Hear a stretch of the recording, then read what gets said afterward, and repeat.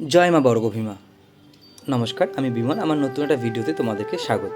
তো আজকে চললাম মা বর্গভীমা মাকে দর্শন করতে। অনেক দিন ইচ্ছে ছিল মাকে দর্শন করব, কিন্তু সময় হয়ে ওঠেনি, বা মা হয়তো ডাকেনি, এটাও হতে পারে।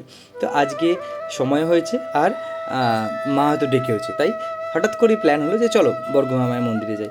আমি একা গেলে তো আবার হবে না, আমাদের দুজনকে, মানে আমি আমার বন্ধু দুজনকেই মানে একটা শিডিউল মেনটেন করে যেতে হবে, কারণ ওরও কাজ আছে, আমারও কাজ আছে, সব দিকটা মেনটেন করে যেতে হবে। তো আমারটা ঠিক আছে, ওরটা একটু টাফ, কারণ ওকে ওই সময়টা বার করতে হবে, তবে যেতে হবে। তো সেক্ষেত্রে সেদিন ওর সময়, চল যাবি? আমি বললাম হ্যাঁ চল, অসুবিধা নেই। তো যেই কথা সেই কাজ, মায়ের মন্দিরে চলে এসেছি।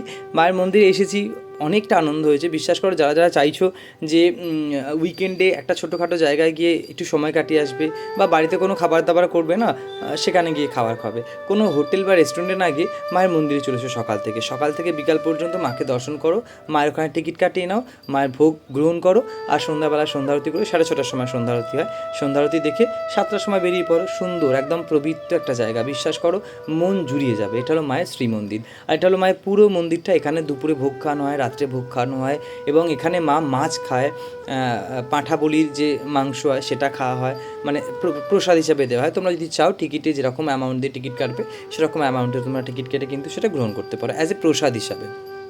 তো সেক্ষেত্রে অনায়াসে তোমরা কিন্তু আসতে পারো এবং ঘুরে যেতে পারো। আর বন্ধুর সাথে বেরিয়েছি মানে খাওয়া দাওয়া হবে না, এটা তো মানে দূর কি বাত, হবেই না, চলবে না, কোনো রকমভাবে ছাড়ছুড়ের ব্যাপার নেই। তো আর সন্ধ্যাও হয়ে গেছিলো অনেকটা, কারণ আমাকে অনেকটা বাড়ি আসতে হবে। তো সেক্ষেত্রে চলো কোথাও যাওয়া যাক, একটা ঘুরে আসি। তো কাছাকাছি যেটা হলো সেটা হচ্ছে এইচএফসি। তো এইচএফসিতে গিয়ে আমি এইচএফসি বলো, কেএফসি বলো, এই জায়গাগুলোর খাবার একটু অ্যাভয়েড করতাম, কারণ যেহেতু একটু হেলথ কনসাস, তো সেহেতু এইসব খাবারগুলো খেতাম না। যেহেতু আমার একটা ছোটোখাটো কম্পিটিশান ছিল, সেটা কমপ্লিট হয়ে গেছে, তো সেহেতু মনে হচ্ছে অনেক দিন পরে এসেছি, খাওয়া যেতেই পারে। তো সেই জন্য একটা ছোটো বার্গার, একটা ছোটো ওই স্মল পিৎজা আর কি অর্ডার করা ছিল। বেশ সুন্দর টেস্ট ছিল, কিন্তু যারা যারা এখনও এইচএফসিতে যাওনি, গিয়ে একবার ট্রাই করতে পারো। তো বলবো ভিডিও শেষ করার আগে, যারা যারা এখনও পর্যন্ত ফলো করোনি, ফলো করবে। ভিডিওগুলো কেমন লাগছে অবশ্যই জানাবে, আর আরও ভিডিও দেখতে আমার সাথে থাকো। ততদিন পর্যন্ত টাটা।